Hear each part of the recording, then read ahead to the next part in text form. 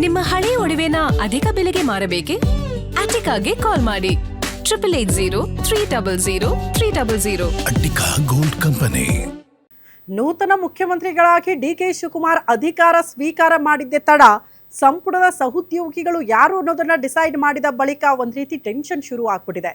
ಕಾರಣ ಪದೇ ಪದೇ ಸಚಿವರುಗಳ ಟೆನ್ಷನ್ ಶುರು ಆಗ್ತಾ ಇರೋದಕ್ಕೆ ಕಾರಣ ಮೊದಲ ಬಾರಿ ರಾಮಲಿಂಗಾರೆಡ್ಡಿ ಅವರೇ ಸಚಿವ ಸ್ಥಾನಕ್ಕೆ ರಾಜೀನಾಮೆ ಕೊಡೋದ್ರ ಮೂಲಕ ಅತಿ ದೊಡ್ಡ ಆತಂಕವನ್ನ ಸೃಷ್ಟಿ ಮಾಡಿದ್ರು ಡಿಕೆ ಶಿವಕುಮಾರ್ ಅವ್ರಿಗೆ. ಅದಾದ ಬಳಿಕ ಈಗ ಕೃಷ್ಣ ಬೈರೇಗೌಡ ಅವರ ಸರದಿ ಏನಾಗ್ತಾ ಇದೆ ಕಾಂಗ್ರೆಸ್ ಪಾಳ್ಯದಲ್ಲಿ ಅನ್ನೋದು ಪ್ರಶ್ನೆ.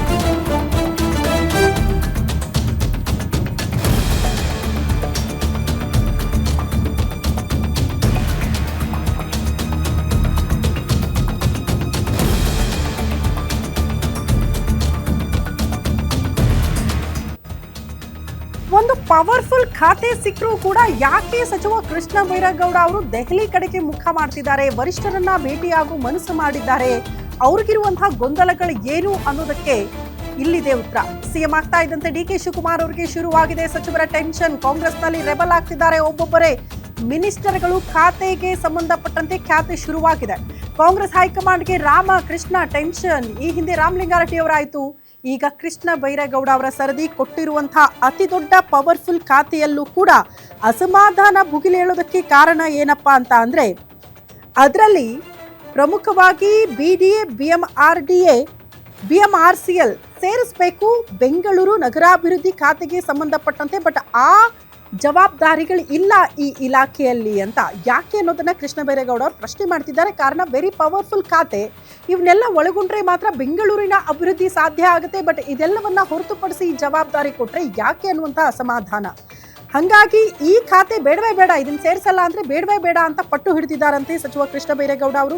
ಹಾಗಾಗಿ ತಮ್ಮ ಬೆಂಬಲಿಗರ ಜೊತೆಗೆ ದೆಹಲಿಗೆ ತೆರಳೋದಕ್ಕೆ ಕೃಷ್ಣ ಬೈರೇಗೌಡ ಅವರು ಮುಂದಾಕಿದ್ದಾರೆ. ಶಾಸಕ ರಿಜ್ವಾನ್ ಅರ್ಷದ್ ಇದ್ದಾರೆ, ಬೋಸರಾಜು ಪುತ್ರ ರವಿ ಅವರ ಜೊತೆಗೆ ಪ್ರಯಾಣ ಬೆಳೆಸಿದ್ದು ಇವತ್ತೇ ಹೈಕಮಾಂಡ್ ನಾಯಕರನ್ನ ಭೇಟಿ ಮಾಡಿ ಚರ್ಚೆ ಮಾಡೋ ಸಾಧ್ಯತೆ ಇದೆ ಅಂತೆ. ಈ ವಿಚಾರಕ್ಕೆ ಸಂಬಂಧಪಟ್ಟಂತೆ ಬೆಂಗಳೂರು ಅಭಿವೃದ್ಧಿ ಒಂದು ಪವರ್ಫುಲ್ ಖಾತೆ ಸಿಕ್ಕರೂ ಕೂಡ ಆ ಇಲಾಖೆಯಲ್ಲಿ ಇರಬೇಕಾದಂತಹ ಕೆಲ ಇಲಾಖೆಗಳನ್ನ ಕೈಬಿಟ್ಟಿರೋದಕ್ಕೆ ಪ್ರಮುಖವಾಗಿ BDA ಅತಿ ಹೆಚ್ಚಿನ ಜವಾಬ್ದಾರಿ ಅದು. ಬಟ್ ಅದನ್ನ ಕೂಡ ನೀವು ಸೇರಿಸಿಲ್ಲ, ಹಾಗಾದ್ರೆ ಈ ಇಲಾಖೆ ಜವಾಬ್ದಾರಿ ನನಗೆ ಯಾಕೆ, ಕೊಟ್ಟು ಕೊಡದೆ ಇರೋಂಗೆ ಯಾಕೆ ತಗೊಳ್ಬೇಕು, ಬೇರೆ ಜವಾಬ್ದಾರಿ ಕೊಡಿ ತಗೊಳ್ತೀನಿ ಅನ್ನೋ ರೀತಿಯಲ್ಲಿ ಸಚಿವ ಕೃಷ್ಣ ಬೈರೇಗೌಡ ಅವರು ಮನಸ್ಸು ಮಾಡಿದ್ದಾರೆ. ಹಾಗಾಗಿ ವರಿಷ್ಠರನ್ನ ಭೇಟಿ ಮಾಡಿ ಈ ವಿಚಾರಗಳನ್ನ ಪ್ರಸ್ತಾಪ ಮಾಡಿ ಬರೋದಕ್ಕೆ ತಮ್ಮ ಬೆಂಬಲಿಗರ ಜೊತೆಯಲ್ಲಿ ದೆಹಲಿಗೆ ಮುಖ ಮಾಡಿದ್ದಾರೆ ಅನ್ನೋದರ ಡೀಟೇಲ್ ಸಿಗ್ತಾ ಇದೆ.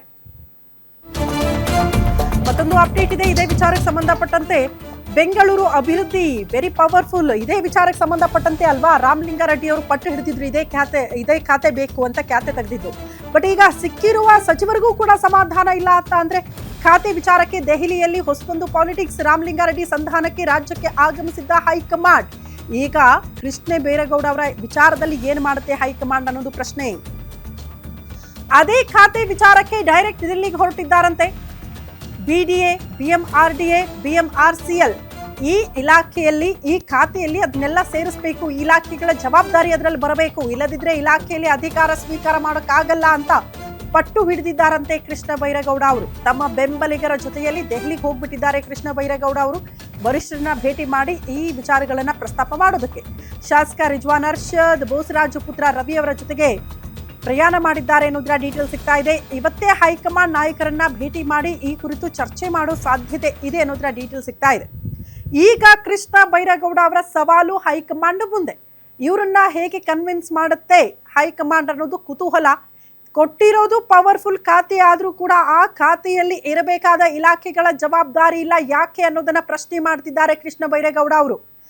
ಆ ಮೂಲಕ ಈ ಖಾತೆಯಲ್ಲೂ ಕೂಡ ಹಸ್ತಕ್ಷೇಪ ಆಗಿಬಿಟ್ರೆ ಇಂಥದ್ದೊಂದು ಆತಂಕ ಶುರುವಾದಂಕ ಅನ್ಸುತ್ತೆ. ಹಾಗಾಗಿ ವರಿಷ್ಠರನ್ನ ಭೇಟಿ ಆಗೋದು ದೆಹಲಿಗೆ ಹೋಗಿದ್ದಾರೆ.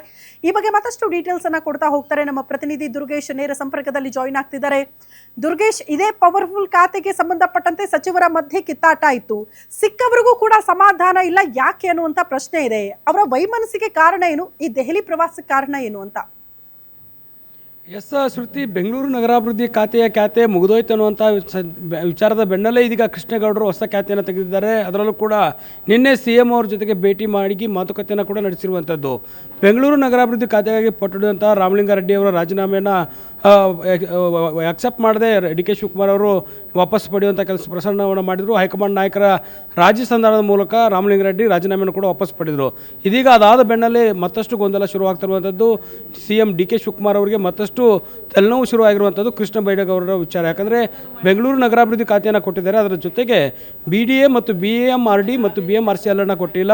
ಸಂಪೂರ್ಣವಾಗಿ ಬೆಂಗಳೂರು ನಗರಾಭಿವೃದ್ಧಿ ಖಾತೆ ನನಗೆ ಕೊಡಬೇಕು, ಕೊಡದೇ ಇದ್ದರೆ ನಾನು ಈ ಒಂದು ಖಾತೆಯ ಅಧಿಕಾರವನ್ನು ಸ್ವೀಕಾರ ಮಾಡಲ್ಲ ಅಂತ ಹಠಕ್ಕೆ ಬಿದ್ದಿದ್ದಾರೆ. ಹೀಗಾಗಿ ಇದನ್ನು ಹೆಚ್ಚು ಮಾಧ್ಯಮಗಳ ಮುಂದೆ ಕೂಡ ಗೊಂದಲ ಮಾಡೋದಕ್ಕೆ ಕೃಷ್ಣ ಬೈರೇಗೌಡರು ಮುಂದಾಗಲಿಲ್ಲ. ನಿನ್ನೆ ಏನು CM ಅವ್ರನ್ನ ಭೇಟಿಯಾದ ಬಳಿಕ ಯಾವುದೇ ರೀತಿಯ ರಿಯಾಕ್ಟ್ ಮಾಡಿಲ್ಲ. ಆದರೆ ಇವತ್ತು ಬೆಳಗ್ಗೆ ದೆಹಲಿ ಪ್ರಯಾಣವನ್ನು ಕೈಗೊಂಡಿರುವಂಥದ್ದು ಬಹಳ ಕುತೂಹಲ ಮೂಡಿಸ್ತಾ ಇದೆ. DK ಶಿವಕುಮಾರ್ ಅವರ ನಡೆಯ ವಿರುದ್ಧವೇ ದೆಹಲಿಗೆ ಹೈಕಮಾಂಡ್ ನಾಯಕರನ್ನು ಭೇಟಿಯಾಗೋದಕ್ಕೆ ಇದೀಗ ಕೃಷ್ಣ ಬೈರೇಗೌಡರು ಮುಂದಾಗಿರುವಂಥದ್ದು. ಶಾಸಕ ರಿಜ್ವಾನ್ ಅರ್ಷದ್ ಮತ್ತು ಮಾಜಿ ಸಚಿವ ಬೋಸರಾಜ್ ಅವರ ಪುತ್ರ ರವಿ ಅವರ ಜೊತೆಗೆ ದೆಹಲಿಯಲ್ಲಿ ಪರ್ಯಟನೆ ಮಾಡ್ತಿರುವಂಥದ್ದು. ಯಾಕಂದರೆ ಬೆಂಗಳೂರು ನಗರಾಭಿವೃದ್ಧಿ ಖಾತೆ ಬಹಳ ದೊಡ್ಡ ಖಾತೆ, ಪ್ರಬಲ ಖಾತೆ ಇದ್ದರೂ ಕೂಡ ಇದರಲ್ಲಿ BDA ಮತ್ತು BMRD BMRCL ಅನ್ನು ಏನು DK ಶಿವಕುಮಾರ್ ಅವರೇ ಉಳಿಸ್ಕೊಂಡಿದ್ದಾರೆ. ಇದು ಸರಿಯಲ್ಲ, ಬೆಂಗಳೂರು ಅಭಿವೃದ್ಧಿ ಮಾಡಬೇಕಾದ್ರೆ ನನಗೆ ಎಲ್ಲವನ್ನೂ ಕೂಡ ಕೊಡಬೇಕು ಅನ್ನೋ ನಿಟ್ಟಿನಲ್ಲಿ ಪಟ್ಟಣ ಹಿಡಿದಿರುವಂಥದ್ದು. BDA ಬೆಂಗಳೂರು ನಗರ ಅಭಿವೃದ್ಧಿ ಡೆವಲಪ್ಮೆಂಟ್ ಅಥಾರಿಟಿ ಆಗಿದ್ದರೆ BMRD ಮಹಾನಗರ ಪ್ರದೇಶ ಅಭಿವೃದ್ಧಿಯ ಒಂದು ನಿಗಮ ಆಗಿದೆ. ಜೊತೆಗೆ BMRCL ಮೆಟ್ರೋ ನಿಗಮ. ಹೀಗಾಗಿ ಮೂರು ಖಾತೆಗಳನ್ನು, ಮೂರು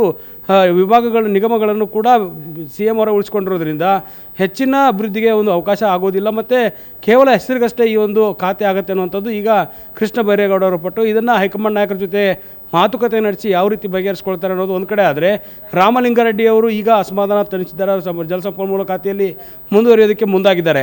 ಇದೀಗ ಕೃಷ್ಣ ಬೈರೇಗೌಡರ ಹೊಸ ಈ ಖಾತೆ ಮತ್ತಷ್ಟು ಸರ್ಕಾರಕ್ಕೆ ತೆಲುಗುಣ ತಂದಿದೆ. ಇದು ಮತ್ತು ಹೈಕಮಾಂಡ್ ಮಟ್ಟದಲ್ಲಿ ಹೋದರೆ ಹೈಕಮಾಂಡ್ ನಾಯಕರು ಇದನ್ನು ಕೂಡ ರಾಜಿ ಮಾಡೋದಕ್ಕೆ ಮತ್ತೆ ಬರಬೇಕಾಗತ್ತಾ ಅನ್ನುವಂಥದ್ದು ಇಲ್ಲಿ ಪ್ರಶ್ನೆ ಇರುವಂಥದ್ದು. ಹೀಗಾಗಿ ತಮ್ಮ ಬಳಿ ಇಟ್ಕೊಂಡಿರುವಂಥ ಈ ಮೂರು ನಿಗಮಗಳನ್ನು ಕೃಷ್ಣ ಬೈರೇಗೌಡ ಅವರಿಗೆ DK ಶಿವಕುಮಾರ್ ಅವರು ವಾಪಸ್ ಕೊಡ್ತಾರೆ ಅನ್ನೋದನ್ನು ಕಾದು ನೋಡಬೇಕಾಗುತ್ತೆ. ದೆಹಲಿಯಲ್ಲಿ ಹೈಕಮಾಂಡ್ ನಾಯಕರ ಜೊತೆ ಮೀಟಿಂಗ್ ಮಾಡಿದ ಬಳಿಕ ಕೃಷ್ಣ ಬೈರೇಗೌಡ ಅವರ ನಡೆ ಯಾವ ರೀತಿ ಇರುತ್ತೆ ಅನ್ನೋದನ್ನು ಕಾದು ನೋಡಬೇಕಾಗುತ್ತೆ. ಶ್ರುತಿ.